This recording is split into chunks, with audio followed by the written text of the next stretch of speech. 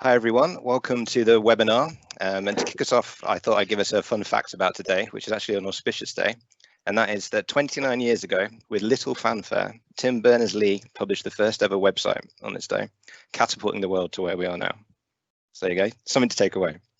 My name is Paul Stewart. I'm the Global Head of Strategic Partnerships and Innovation here at AWIN. A bit about me, I've worked here for 8 years across various departments, be that advertiser or publisher, and I currently oversee AWIN's strategic third-party partnerships. So before we begin, I want to thank you all for taking the time to join us, and a special thank you to our panel of experts who bring with them great experience and perspectives spanning a range of companies and regions. The Q&A is now open, so feel free to submit questions at any time. If you want a specific panel member to answer, please be sure to mention them by name, and then I'll make sure I direct the question towards them. So to open up today's webinar, I'll begin by explaining a bit more about my role at AWIN and our evolving partnership strategy, before moving on to what we think are 4 key problems facing the industry today and how AWIN and our partners can help solve them. So most people will be familiar with the classic client base of an affiliate network, which is traditionally made up of advertisers and publishers. But in increasing frequency, there's a new type of partner emerging, and they have the potential to revolutionize the services facilitated for our clients. So we're grouping these partners under the bracket of technology partners, but in essence, they are innovative businesses that create client value either through on-site activity or operational e-commerce enhancements. It was to capitalize on the value that these businesses represent that we founded the team that I currently sit in around 1.5 years ago, to build on the integration efficiencies already provided by the AWIN Advertiser Master Tag. The first project we launched was to create a publisher equivalent of this in late Q4 2018 when we released the Publisher Master Tag. So the Publisher Master Tag is a container tag solution for publishers that not only facilitates AWIN plugins such as bounces tracking or converter link, but also includes our select third-party technologies that publishers can partner with and activate directly from within the AWIN UI. So if you're a publisher and haven't looked at this area, I'd strongly encourage you to log into your UI, navigate to the toolbar section and give it a look at some of the partners in there. However, integration is only half of the opportunity. We believe the value of partnerships is championing the ones that solve the big problems and making it as simple as possible to work with technologies that not only affect affiliate performance and affiliate channel performance, but the wider online channel as well. So to do this, AWIN is evolving, and we're evolving into an ecosystem of technology solutions with the goal of facilitating partnerships from discovery to activation and to reporting. But what kind of partnerships should we be forming, and where do we initially start? And to do that, we wanted to focus on the big problems. So this brings me on to the 4 problems we're here to talk about today, and how we think the guys on this call are really solving them in really innovative ways. So problem or issue number 1, and that is around standardization. This is a problem everywhere, but in a fragmented online world of multiple networks, multiple articles, old links, changing commission rates, it's easy to see how a publisher could struggle to get started in that environment or to even maximize the opportunity that this channel represents. If you're a publisher that recognizes these issues, then we believe Trackonomics hold the key to releasing you from some of these burdens. I'm really excited to talk more about that later. Issue number 2, in-app tracking and combining it with performance marketing. So the channel having been established before web became mobile first, the affiliate channel and pretty much all other online acquisition channels have struggled to bring together the in-app and web-based worlds. And because of that, a lot of subjective decisions about the value of the performance channel in-app have been made, when really these should be data-led ones. And it doesn't need to be like this anymore. It's no longer the case. And we'll hear from Dennis and Button about how those that act now can reap the benefits of doing so. Problem number 3 we're going to talk about today is personalization and its place within the performance channel. So to give some context to this, I believe one of the key factors behind the early success of the affiliate channel is its simplicity. This has also protected the channel from some of the issues that over-complexity have caused in the display world in relation to transparency. But it's also a fact that personalization done well has the potential to bring about fundamental customer experience improvements and drive up ROI, meaning it should be at the top of a brand's wish list.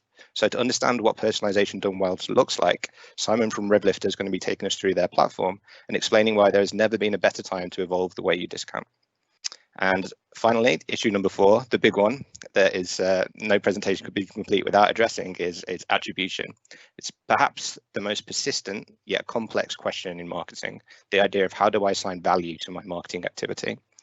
So last click has its drawbacks, and these are well documented, but moving beyond last click has many pitfalls, but few true paths to enlightenment.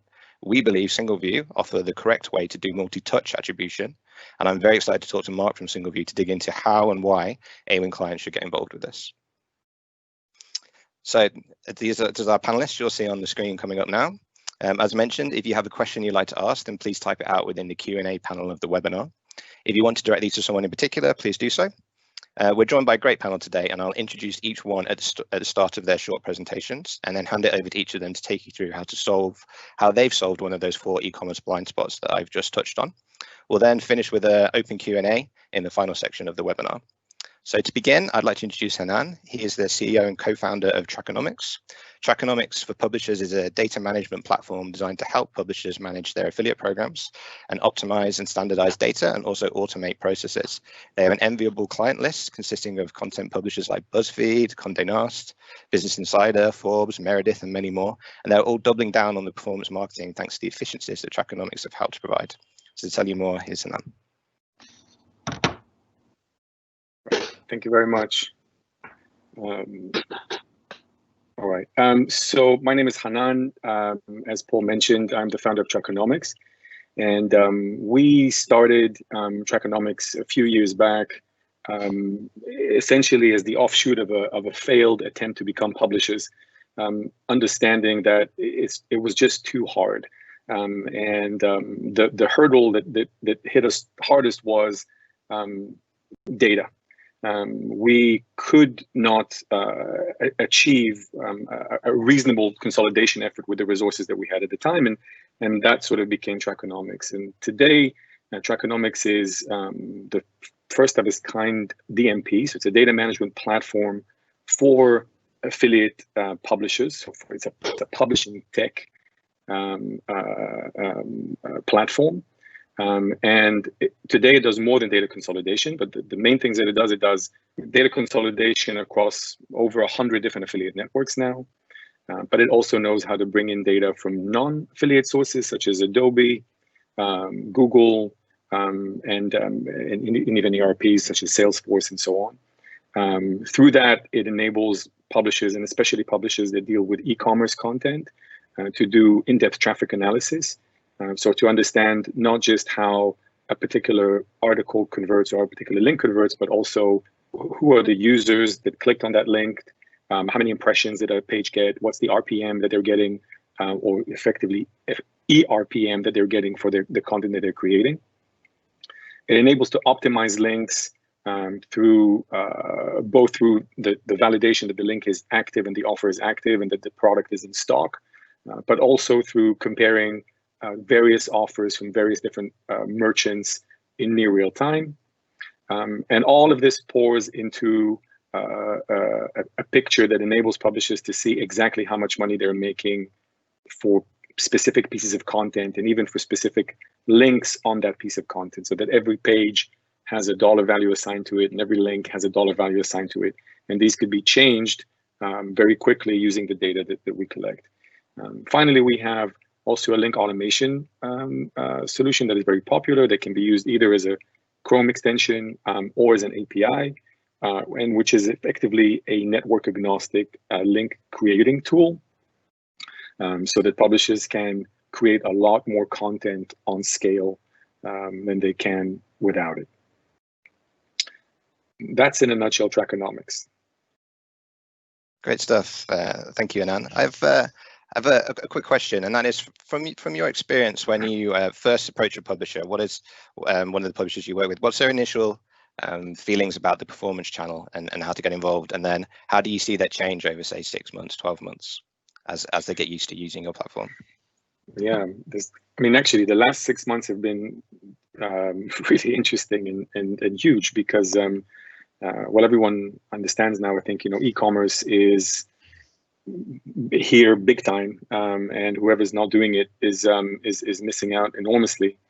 I think publishers, there's two kinds of publishers. The one that are already doing it successfully or semi-successfully, and then when they approach Trackonomics, they usually approach us with a huge bag of pains on the back, and then they say, oh my God, you can help us with this. I don't have to log into 50 networks anymore, and all the links can be created centrally. That's great. And with these publishers, usually the conversation revolves around how much can we help. And then there's the publishers that are new to e-commerce, and being a noob, I think they approach this with a decent and healthy amount of skepticism, trying to figure out how much money can they make, is it worth their efforts, because creating good content that converts isn't simple. But I think what we've seen in the last few months, and again, the troubles of one market is the success of another. But with CPMs being what they are in the moment, and display being so appallingly low, many of them have figured out that they haven't got much to lose, and that they better try this, because they're hearing it's making money and other channels aren't.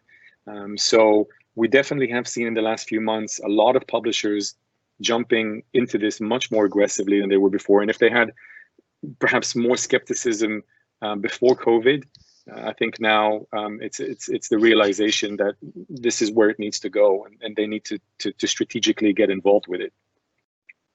Very interesting, and that's definitely something we'll pick up at the end of the presentation, because there's a lot more I think we could say about that at that point.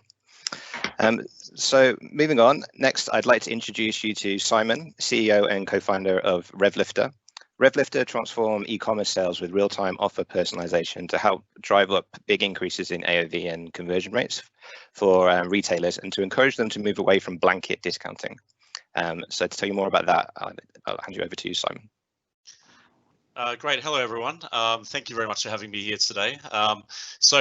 We started our business about 3 years ago, and I've spent the last 16 years or so in affiliate marketing, having worked actually at AWIN many years ago, and then I set up SingleView and grew that internationally. But one thing I would urge you all to think about when it comes to discounts and offers that you probably use online as you buy things online, is that it's 2020, and the reality is most deals and offers you see online, there's no personalization behind those deals and offers at all. And I think there should be, and that's our big mission at RevLifter, is to help personalize deals and offers right across the e-commerce user journey. So 3 years ago, we started off by solving what I think is one of the biggest problems in affiliate marketing, which is we all know consumers visit retailers' websites and they see that there's a coupon box or voucher code box. And then, of course, what consumers do is they open up another tab in Google and look for a deal or an offer before you check out. And often, consumers, can't find a deal or an offer that works or is relevant, but users are still clicking on things, dropping affiliate cookies. And then if a consumer went back and bought something from that retailer anyway, the consumer, obviously hasn't had a good consumer journey, but the retailer is still paying a commission for a sale that would have happened anyway. And we think there's a big opportunity at RevLifter to interrupt that user journey and effectively show a retailer their own deals page in the Google shopping landscape, and help personalize offers in real time to help upsell and cross-sell in real time. Because what we do through the AWIN master tag is we actually read a retailer's basket in real time, so we can kind of pick up those real-time data signals and upsell and cross-sell in real time. So I think there's a massive opportunity to make the way that retailers issue deals, and sometimes even rewards, and make them incremental all the time. So if you look at the next slide, please. The 3 products that we've taken to market over the last 3 years, I've mentioned RevPages, where we effectively build a retailer their own deals page that lives on their own website and typically appears at the top of search in Google. But the other 2 products are really an extension of that main product. So RevConvert basically is where we've personalized deals and offers right throughout an e-commerce user journey. So for many retailers around the world, we're personalizing offers on a retailer's basket or on their product page or other key moments throughout the e-commerce user journey. And Rev Rewards is very much built along the lines of acknowledging that some retailers don't want to discount. They may want to move away from a discounting strategy and perhaps offer a reward instead. And what we do for retailers is we can actually personalize a retailer's e-gift card in real time to effectively help offer a consumer a better reward, so to speak, in return for putting more on their shopping basket. So at the moment, we tend to personalize on up to anywhere up to 100 data points based on what we can read on a retailer's site in real time. And we can do that all through the AWIN master tag. Great stuff. Thank you, Simon. And I think an interesting point to mention as well is how you guys actually assist other publishers on an affiliate program too, as you often increase the conversion on pages where your RevConvert page product is on, yet don't receive the commission for those. That's right. So often, that's a great point. So often, as we're set up on a retailer's basket or on a product page, we're set up as a soft click cookie. So it means that we stand down if we see another affiliate, a user coming through an affiliate link prior to seeing a RevLifter message. But when I say we stand down, the cookie stands down, but we still show. So we still very much help publishers improve conversion rates and average order values. So everyone kind of wins in that setting. Great, thank you.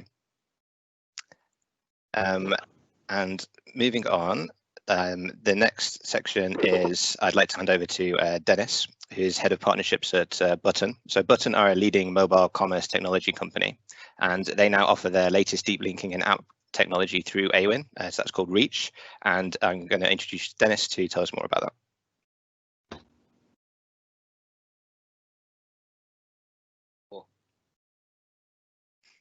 Thanks, Paul. I guess just to take a little bit of a step back. So as Paul mentioned, Button's a commerce platform specifically focused on mobile. What we're really trying to do at the end of the day is just make partnerships and tech and relationships happen easier between other apps and mobile web parties. So for the past 6 years, Button's really been laser focused on streamlining the affiliate use case, specifically in app. And then for the past, I'd say 6 months or so, we've really worked strategically with AWIN to launch this new product called Reach that optimizes all of their web traffic to be able to drive app sales and installs. So the diagram here is pretty straightforward. Actually, it's showing the decision flow of what we should do or take a user when they click. So whether or not they have the app, whether or not we should drive an install, or maybe we don't even want to drive an install or they're not on Wi-Fi, so we want to kick them back to web to take them through the current AWIN flow that they have today. So something to keep in mind is, because there's a lot of different types of deep linking solutions out there, there's a lot of different types of analytics solutions out there. What we're really focused on, what we've built alongside AWIN, is the app use case specifically for affiliate. In that we're going to make sure that all app sales and installs and all of that data gets reported seamlessly back into AWIN, so partners can understand, hey, iOS is performing better than Android. This publisher skews a little bit more app than web. We want to provide all of that data so brands can really make more informed decisions about this channel. I think the other key thing to think about specifically, and this kind of goes into how affiliate is different from broader mobile tech or digital advertising, is affiliation is much different than attribution, especially relationships between publishers and advertisers. So one thing we've been laser focused on is the automation of links. So the way this is set up, brands, publishers, or networks are not going to have to lift a finger when it comes to optimizing a link for iOS or Android or deferred deep linking. Because one kind of key pain point we've seen in the lack of adoption for app and affiliate is that publishers have a lot of other things to worry about, and they're not going to continually pull different types of iOS and Android links for individual partners on a week-by-week basis, right? So this all happens automatically. What's great for publishers is that they'll finally get compensated for the app sales and installs that they're driving to date, which I think is really valuable. I think the other thing to kind of keep in mind, and this goes back to testing that Paul mentioned earlier, is these can easily be split out into A/B tests, so you can know for certain what the uplift is driving here. Cool, Sam, could you hit the next slide for me? So this is kind of just a demo video of what this looks like out in the wild. It's not sped up. Users on Business Insider, reads an affiliate article, clicks on that link. We recognize that they have the app installed already. Immediately, we're going to take them to the correct product page in the app. This all happens in real time. Something to know is that we've really taken pains with AWIN to map all of the URL schemes in a particular advertiser's app. because there's a lot of, especially in affiliate, when there's non-commissionables and exclusions, you don't want to be taking a user into an app if someone can't actually make a purchase of that specific product, right? So those are the types of decisions we're making. If not, we'll kick back to web. What's cool about this product is across the board, we're seeing increases in conversion rates, increases in sales and profitability. You know, who knew providing a better user experience would generate more kind of conversions and sales? So this is a graph that shows for content publishers, we're seeing an increase in 65% in GMV or sales per tap based on the same amount of traffic. For other different types of verticals, it ranges from like 45 to 55% for loyalty and other types of partners. So that's kind of our product in a nutshell and partnership we have with A-Win. Wonderful. Thanks, Dennis. So this is an area that's particularly close to my heart because it's wonderfully complex to get your head around the different sides of how iOS works, and then they change the goalposts every couple of weeks, and then you get Google will probably come and do some sort of reaction there. So like, can you give us some idea of just how complicated and how and how much Button have had set up to be able to adapt to what is an even more dynamic environment, I think, than the affiliate space often from a tracking point of view? Yeah, are you specifically kind of mentioning like the IDFA stuff, Paul? Yeah, it'd be good to touch on that, but I more specifically mean like you guys have been at this for a while, right? Like it's a complicated space to get to understand. It's something that you have been laser focused on for a long time, and it's something that you probably would say is not something that every brand should go out and try and do themselves, right? Yeah, you know, I think it's like 100%. I think it all depends on kind of your user base, your delivery mechanism. I think right now is a really interesting time because affiliate is poised and mobile is really poised during COVID to capitalize. I think we've all kind of seen that study pop around from McKinsey that in the past 3 months, e-commerce has grown as much as it has in the past 10 years. So the more and more that brands and advertisers can position for a better user experience, and if they're more of a mobile focused brand, a better app experience, they're just going to take off. And I think we're seeing this across the board. We're seeing it on our platform, but also at home, right? I'm starting to sign my mom up for Uber Eats and Instacart, right? So for these kind of late majority and laggard type of consumers, it represents a completely new universe of audiences for it. So the more ways that brands can work to implement tech solutions, whether it's a personalization suite like RevLifter or a mobile suite like Button to automate that whole experience, really for this affiliate use case, I think it's going to, the winners are going to pull away from the pack and continue to winning, especially because e-commerce is so important now. I think what we often see is that specifically in digital, a lot of different brands are trying to hack together different types of solutions and really make square pegs fit into round holes. And given how affiliate is taking more of a share of budgets, which is a good thing because it's more performance oriented, I think really, nailing down and aligning your tech stack to a better user experience and a more automated feature is going to make everything a lot easier going forward. For sure. Yeah. Great. Thank you for that. And we'll dig into a couple more of those topics, especially the IDFA one a little bit later. Or if anyone has a question they'd like to ask around that, then Dennis is your man. Make sure you ask it in the Q&A. So last but certainly not least, I'd like to introduce Mark, who's the founder of SingleView. The SingleView solution offers agnostic auditing and dynamic views on where true marketing value lies. So big topic stuff.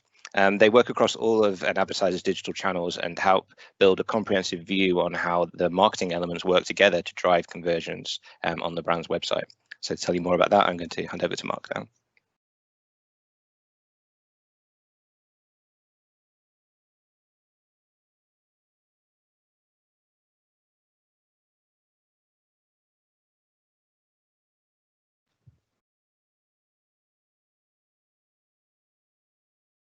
I think you're muted, Mark. Yep. Every time. Thanks very much. I'll speak very quickly for a couple of minutes. We're the guys who built an attribution platform almost by accident. SingleView was built by an agency, an affiliate management agency founded in 2004, which makes me feel phenomenally old. The reason we built SingleView was because we were starting to struggle to articulate the value of the affiliate channel. Lots of clients were saying, well, you just said it's last click, that there's no value. So we set about daisy chaining a few different technologies together, which showed the different journey streams, and it worked. And then one day a client said to us, well, you know, you're sort of justifying 15% of my traffic. What's going on with the other 85? And we realized that almost by accident. We built a tracking platform end to end. We started to deliver subjective insights, but the problem with subjective insights is that they're subjective. We needed to be able to use something which was purely data driven and algorithmic in order to really understand where value's coming from in the user journey. So we plugged an algorithm into our tracking platform, which is based on game theory.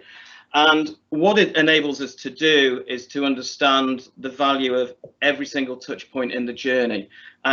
Last click or first click, last click was invented like in the 90s when people used to dial up on a 14.4K modem. Today's user journeys are phenomenally complicated, and for marketers, they want to understand where to invest their next pound. So from using a multi-touch algorithm to be able to see that, we can have a look at which channels are delivering value, and then drill that down and have a look at which campaigns, which keywords, which affiliates, which publishers, which links. So we're able to inform strategy, and we're able to shine that spotlight and give it a new lens as to where value sits. Paul, if you could just, Samrald, if you could hit the next slide. And that's the really important one. So the types of questions that we get asked, where's wastage coming from? What's real CPA? Advertisers look at multiple reports every day. I'm looking at an Awin report, and I'm looking at a Facebook report, and I'm looking at a Google Ads report, and I'm looking at a Criteo report, and they're telling me I've driven 180% of the sales that I know I've driven. So what's really happening? And effectively, single view, well, it is a single view. It's having one cookie to rule them all, and one perspective against which to justify your investment. So what's the real value of each channel? Which campaigns are working? How do I optimize? Am I overweighting certain channels versus am I underweighting certain channels? So we're able to help the CMOs and the e-com directors understand how they can meet their objectives, and then that trickles down to channel managers, where we're able to help them tactically have a look at individual campaigns by channel in a completely neutral and completely agnostic way. Thanks, Mark. It feels like moving beyond the last click model has been on the to-do list of most brands for a number of years. But what, in your opinion, why do you think it's proved so difficult for people to decide on what to do, or to take the plunge? I think there's a couple of reasons as to why it's been really difficult. I think ultimately most CFOs sign off marketing budgets based on a metric they understand, and that's last click. So I think there's been a need for organizational change to be able to really make that leap. And I think the last 6 months have been really interesting for MTA as well. Prior to COVID, MTA was a nice to have and something which was adopted by more progressive and enlightened advertisers who knew they were maxing out certain channels but didn't really know exactly where they were maxing them out and how to grow. Because there's been such a phenomenal explosion of traffic, apart from anything else, during COVID, the dashboards people were using previously no longer apply. People don't quite know where their organic traffic's coming from, where their paid traffic should be coming from, and what should really be working. So I would say that's been the tipping point from it being a nice to have to fairly essential when now looking to invest organic efforts and paid budgets in today's world. And from the data that you're seeing now with the clients you have there been what surprised you most? Like, where are the areas of collaboration or areas that you least expected to show? Like, what's coming through in the data that doesn't meet with your preconceptions? What's actually been fascinating, watching the last 6 months through the lens of an attribution platform, was watching how everything got switched off was really interesting. So, you know, the world started to come to a standstill. On day one, we saw display spend start to slow down. On day two, we saw paid social. On day three, we saw Google Ads. On day four, we saw affiliate. And then we just sort of watched what happened during the whole sort of e-commerce madness. What we've since seen in the reboot's almost been the reverse of how those channels were switched off, because, well, nobody wants to make the mistake of investing in the wrong place right now. What have we seen that's been really interesting? And this is, I say this without bias. Affiliate's been was the first. Affiliate never actually really got switched off. Commissions were just reduced.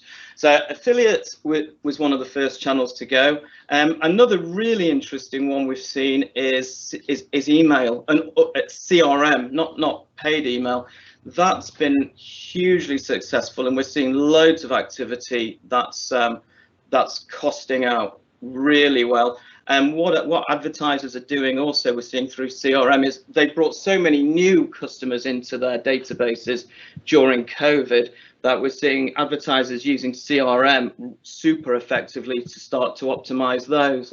And then sort of beyond that, how those new journeys are interacting with old journeys as paid social switches on and paid search, and the relationship between brand and generic looks like it's changing slightly as well, and organic search. So it's a fascinating time.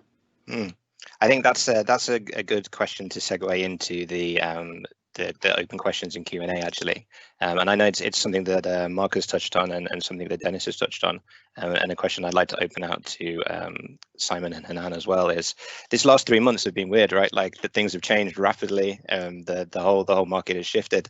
From your perspectives, what have been the impacts, and how's that changed the perspective of your clients, and what are you seeing as traits in the clients that seem to be thriving rather than surviving in the current climate?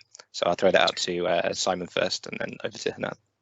Cool. Am I on mute? No, I'm not. So basically, firstly, I'll answer it in two very quick parts. So firstly, you know, what I've seen personally, what the team's seen, a number of clients taking longer to get back to us about decisions on how they use us or if they want to use us, and I think that's purely because obviously COVID just affected everything, and a lot of people were furloughed, so it's just really slowed down the decision-making process. But we're beginning to see that speed up, because I think a lot of retailers are realizing that actually they need to make up their numbers throughout the rest of the year. So we're seeing a speeding up of that now.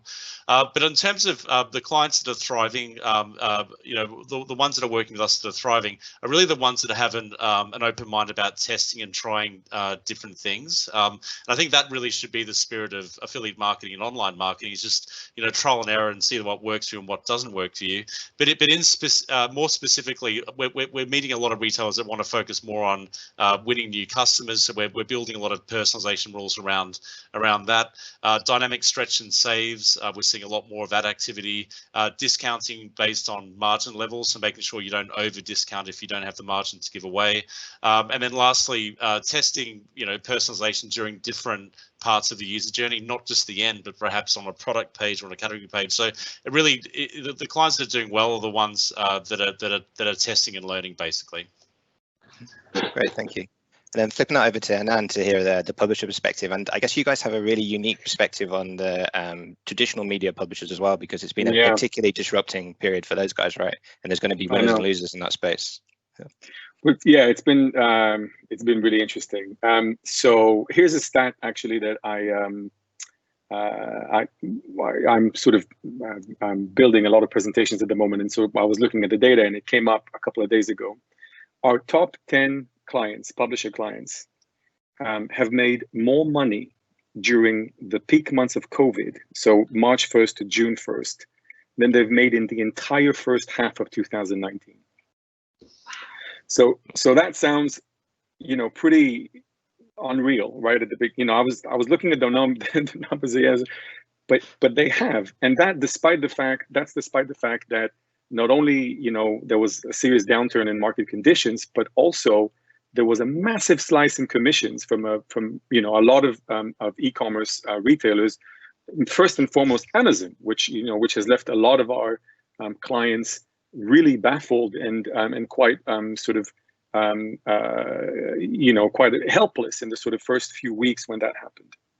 But what we've seen, and that is the answer to your questions, is that the ones that have done really well, the ones that have thrived, are the ones that are data-driven, period.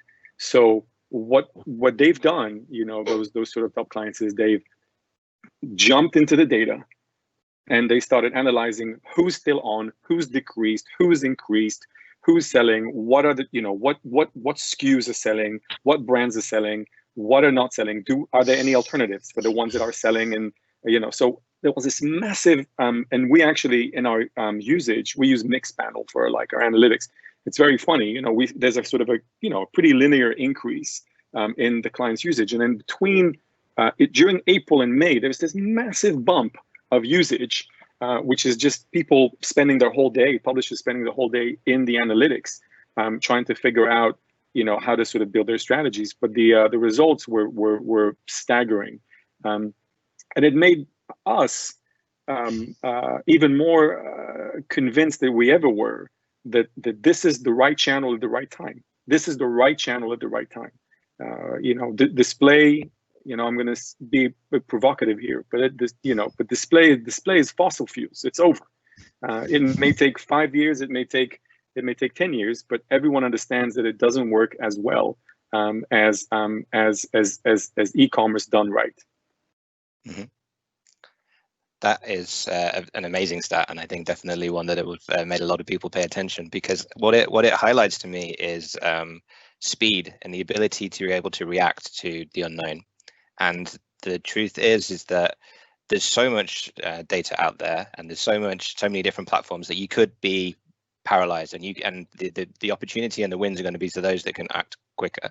And actually, I think a common thread between a lot of all the partners that are on this call are that they enable be them publishers or retailers to react quicker to situations and be smarter about it, right? So I'd actually extend that over to Dennis. So from an in-app perspective, from some of the specialist publishers that you guys work with, what kind of trends are you seeing over the last couple of months, and how are you seeing the rewards going to the clients that have proper mobile in-app app-to-app experiences versus those that don't?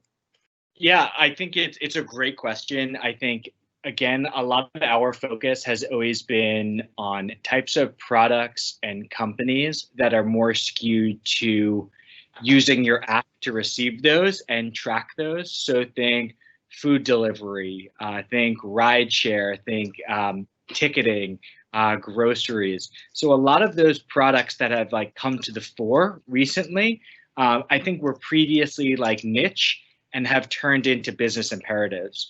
So think about curbside retail or buy online, pick up in store. 6 months ago, these things used to be cool, kind of nice to haves. And now if businesses can't run with them, then they can't operate at all.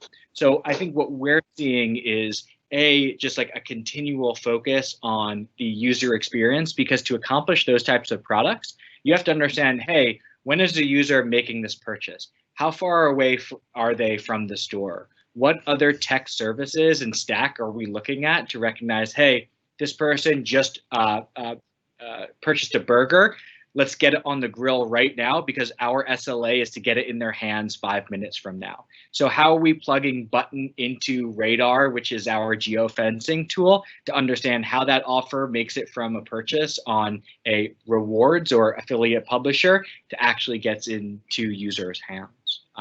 So I think our focus has just been, streamlining the app and mobile web experience when a user actually gets to these sites, because there's so many other kind of competing offers going on right now. We just need to make it as solid of a user experience as possible. Mm-hmm. Yeah, that's really interesting. So I'm going to pan over to the Q&A panel to ask some of the questions that have been submitted before jumping back to ask you a couple of final questions that I have. So to begin with, Dennis, Adam asks, how does Button differ than what MMP, so by MMP we mean mobile measurement partners, offer?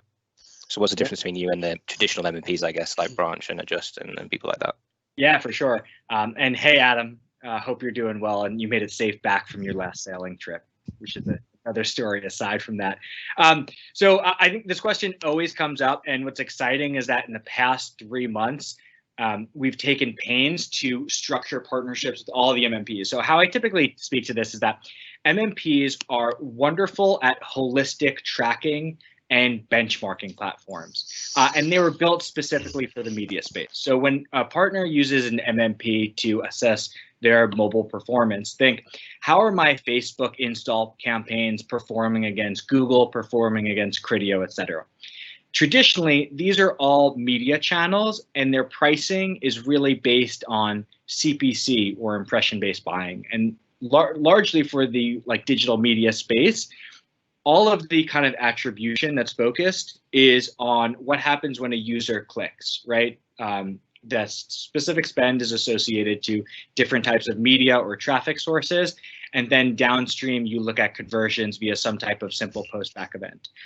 What they're not focused on specifically is purchases where the transaction model is a percentage of sale, where really affiliate kicks in.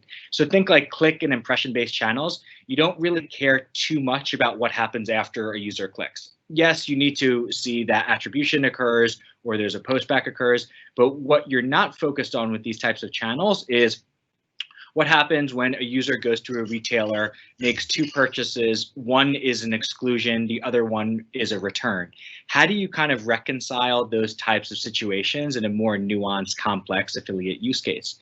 The other piece is kind of compliance, specifically in the affiliate industry, where 60 to 70% of the business comes from rewards publishers, and iOS has some very strict mandates about incentivizing installs and linking into app. So how I typically describe it is that using an MMP specifically wholesale for your affiliate program is almost like using Google Analytics for your affiliate network on desktop or web, right? These products are great at understanding holistic tracking, but not really kind of setting up partnerships and optimizing that experience for affiliate. So what we've done is we've partnered with all of the MMPs at Branch and AppsFlyer and Adjust and Singular to pipe all of our affiliate data into their platforms, so you can clearly see how Retail Me Not is performing against Facebook programs, is performing against Google, is performing against Samsung Pay. Right, so we've kind of aggregated all of this data and let the MMPs and attribution partners perform their kind of due diligence. So all a digital marketer can kind of assess an affiliate performance holistically site-wide. We think this is really important going forward too, because if we can continue to bring affiliate teams into the larger performance and digital marketing fold, they're going to devote more spend and budgets there, because it's so much more performance oriented when you're providing 5, 10, 15x return on ad spend compared to a 1.1 or 1.2 on Facebook or Google that are just getting more expensive. Thank you very much, Adam. That answers your question, and also thank you, Adam. You've asked some brilliantly, slightly controversial questions in here, which I'm definitely going to read out now. So from Adam as well to Simon, how do you approach brands who are worried that you are stealing sales from other channels? I'd imagine this is what you get a bit. I mean, brands, that's a great question, Adam. I mean, brands that are asking that question, we typically approach it in a slightly different way, where we say the best way to look at RevLifter is how we can help increase your average order values and conversion rates across all your marketing channels. And you can typically do that through incrementality testing, A/B testing. So you might, show RevLifter half the time, and then the other half you're not showing RevLifter at all. And then you see the delta between those 2 points, and then that's then fed back into the attribution thinking behind how that retailer thinks about attribution in context of how the affiliate channel fits in with that within that attribution model. But it is very much, that tends to be the conversation and how the conversation goes when we are asked that question from retailers. Mm-hmm. Perfect, thanks. And Adam also asked for Mark. how should we be paying publishers outside of last click attribution? Split commissions. This is a good one. I enjoy talking about this topic, so I'll hear what Mark has to say and then offer an opinion as well.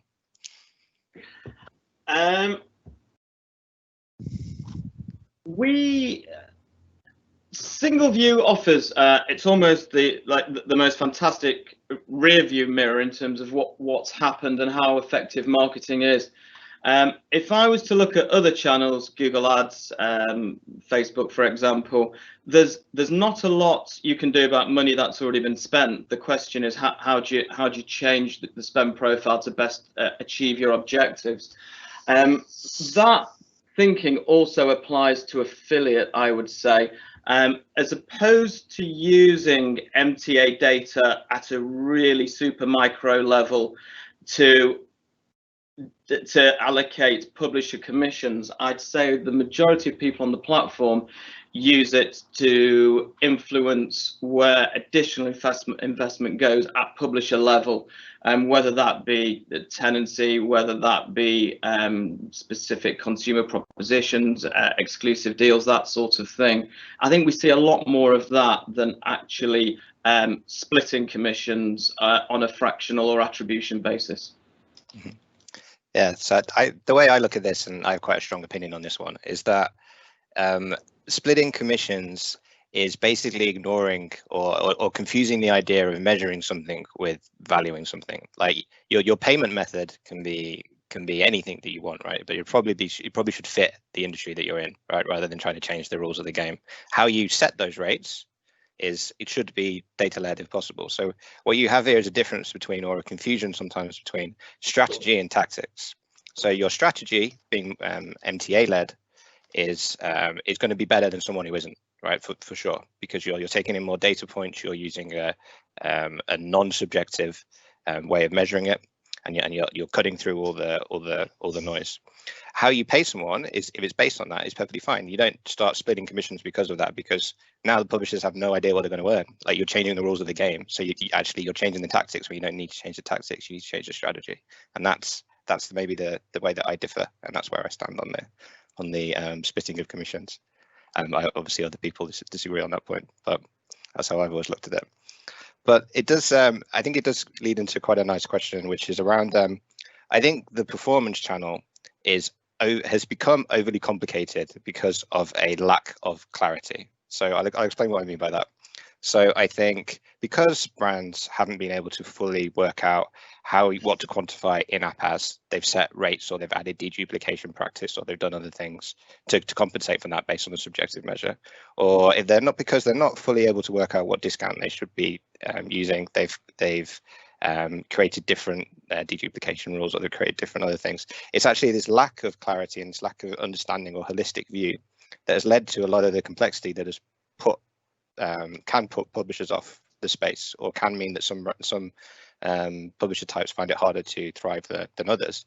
And actually what I see in all your businesses is a way to cut through that noise and get to the truth, be that trying to from the publisher side, the Trackonomics point of pulling it all together and getting a point of truth, but from SingleView side of trying to bridge everything together, be it from the button side of trying to get the mobile part accurate and working and improving customer experience. But I'll throw this one out. How much do you see a greater, it's not a simplicity of channel, but a simplicity of operation? And do you think that is going to lead to a step change in performance of the channel? And so I'll throw that one back to Mark, actually, to put your agency hat on as well. Thanks. In terms of the question, how do we see things simplifying moving forward? Yeah, so do you think by the fact that you now have a holistic view of how everything pieces together, that you can stop doing some of the subjective things, like different commissioning from program to program, or different deduplication rules, or different cookie windows, all this kind of stuff that makes the channel very complicated? So I believe, do you think that was put there because there was a lack of data to support doing anything otherwise, and do you think your platforms can begin to demystify some of the areas of performance marketing and make it more appealing? Okay, well, I think if I'm answering that question for affiliates specifically, it's probably a little bit look, let's face it. I've been in the affiliate sector for 15 years. It's not had the best PR client side. You know, I don't know. 10 years ago, it was viewed as being sort of slightly murky, and of late, the whole incrementality question has come into play, and there is a significant view that certain sales would happen anyway. So I think in terms of having allowing affiliate to be able to stand up on its own and have the value which it genuinely drives exposed, I think that's massive for the channel. That hasn't always been there historically, and it does help to bust quite a lot of the myths about incrementality and about the quality of publishers that are coming through. Yeah, what Hanan was saying before has been quite fascinating, that you're starting to see some huge mainstream global media entities now taking the channel seriously and representing themselves.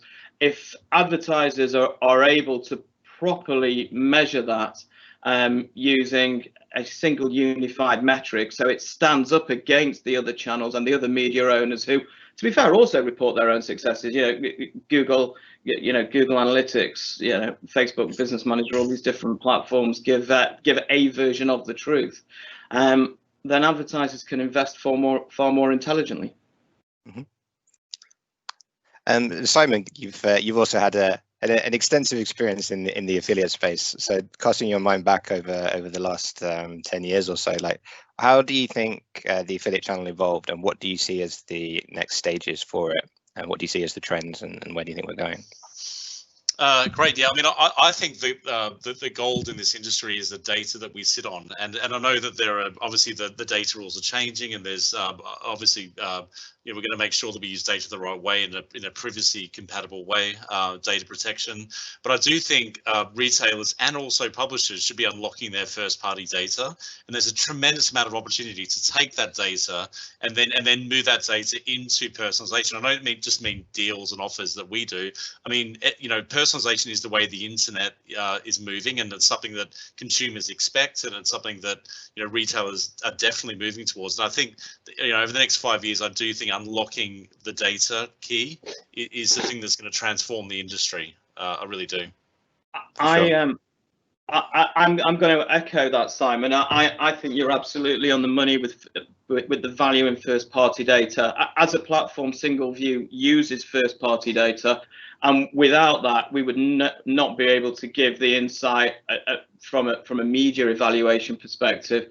It's not the biggest leap to then take that asset and apply that to personalization or a number of other areas. I think you're totally right.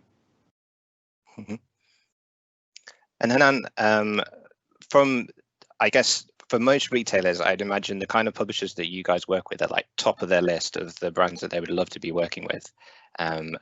What do you think? I saw Adam ask this, and you answered it quickly in the comments. But what do you think they could be doing? What could a retailer do to be more attractive to the kind of publishers that you guys look after? Well, there's things that they can control, and then there's things that they can't control, right? They can't control necessarily the inventory that they have or the area, in which they operate. If they, if they're selling face masks, then they were probably in high demand in May and April, and if they're selling cruise ship tickets, probably less. So retailers can't really affect that. But the simple truth, I think, is that it's much more of an approach issue. This has been a very telling time the last few months, because we've seen a lot of retailers, like I said, scaling down their affiliate programs and cutting down commissions, including ones which I'm going to say openly had no reason to do that, and only did that out of almost like as a knee-jerk reflex, because they were told to sort of scale down their marketing, and so they scaled down their affiliate marketing as well, even though it's intrinsically tied into sales. And so while they were getting all the sales and the revenue, the publishers were not. And I find that to be a big fault move. And quite a few did that, and then quite a few didn't. We saw a lot of retailers actually pursuing the affiliate channel and even doubling down on it, during COVID. And I think publishers are likely to remember that, because what happens is once a publisher forges a relationship with you and they see that, one, they convert well, you know, their readers like your product, you pay in time, and you're open in terms of relationship, they can talk to you. I think that makes a huge difference. I'm a big believer in publishers and brands talking to each other directly as much as possible. Yeah, mediated through, you know, through networks and tracking and so on, but having this direct commercial relationship, that makes a big difference. I think, you know, you were mentioning trends earlier, and I think that one of the big trends that we're going to see, in my opinion, in the next sort of 2 to 5 years is what's referred to, I think, as DTC, direct to consumer. And these are much smaller houses, much smaller brands and retailers that are hitting the market with 1 product, 2 products, 3 products, highly specialized, and that go after a very niche audience. And I think this is something that us as an industry, we're going to need to know how to figure this out, because affiliates has been sort of traditionally kind of wired for the big brands that kind of have a marketing budget that kind of know what to do. And that's worked best for these kind of brands over the years. It's not that it didn't work for other brands, but it wasn't maybe optimized for those brands. And DTC have done really well. They have aggressive budgets. They've done really well on Facebook and on Google. And I think that as a channel, if we can cater for those kind of brands, and there's a lot of growth in there for the industry. Mm-hmm. Very interesting. And so I noticed we're approaching the end of the hour. So on that note, I'd like to have everyone just give a quick couple of sentences on what it is that you're most excited about on your upcoming product roadmaps, and a bit of justification behind that, so we can finish on that. And we'll start with Hanan and work around. So we've always been about, our primary focus has always been automation, automating all the reports, all the data, and all the link creation process. And I think what I'm most excited about is automating offers and bids. And I think that's something that we've been working on for quite a long time now. And hopefully we can deliver that fairly soon. Great. And then over to Simon. So basically our vision at RevLifter is to personalize deals and offers across any marketing channel. So we're very much starting off with RevPage and RevConvert. We plan to move into email, the fossil fuel display, all these other areas as well. Beyond that, we're also about to launch a tool to enable OPMs and affiliate agencies to also resell RevLifter as well. So that's directionally where we're heading as well. And also we're thinking about a product to help other affiliates as well. So helping voucher code websites and so on take our technology so they can personalize offers on their own website. So there's a whole bunch of things we're about to launch in the next, I'd say, 3 to 6 months. Very interesting. And then over to Mark. Hugely excited about being able to bring cross-device mapping over into SingleView, and the fact that we're preloaded in the master tag means we can be, with no dev work at all, enabled and collecting data within about 7 to 14 days. Great stuff. And then to finish, Dennis, what's most exciting things have Button got coming up? Yeah, for sure. So I think unlike in search or social or programmatic, in affiliate, there's no real intelligent way of experimenting at scale. So that's what I'm most excited about. For things like rates, incrementality, audiences, it's largely manual and static, right? I have to test something, pause it, assess, or shut my entire program down, which everyone loves so much. So we just launched a new product. It's called Actionable Intelligence. It basically allows brands to programmatically target 10 or more audiences with different commission rates based on kind of their audience cohort and their publisher pairing to analyze at scale. So we can run these evergreen programs and test to know the optimal result. So I think it fits in line with the personalization, which I'm a firm believer in, as well as automation to create more testing and more kind of scalability in the data that we receive. Great stuff. That's been great. So that leads us to, we're finally we're at the end of the webinar. Thank you all again for joining today and for submitting some great questions for our panel. And of course, a huge thank you to everyone on our panel. For more trends and insights, please do check out our AWIN and ShareASale websites, offering information, advice and sector level reporting, as well as recordings from other webinars we've hosted. In a couple of weeks' time, my colleagues will be hosting a special Black Friday Trends and Insights webinar. So please keep an eye on our website for sign up information. If you have any additional questions or we didn't get around to your question today, please feel free to reach out to me directly via my AWIN email, which you should see on your screen now. I'd be happy to put you in touch with any of today's panelists as well if you'd like to follow up. But thank you again, and I hope everyone has a great rest of the week. Cheers.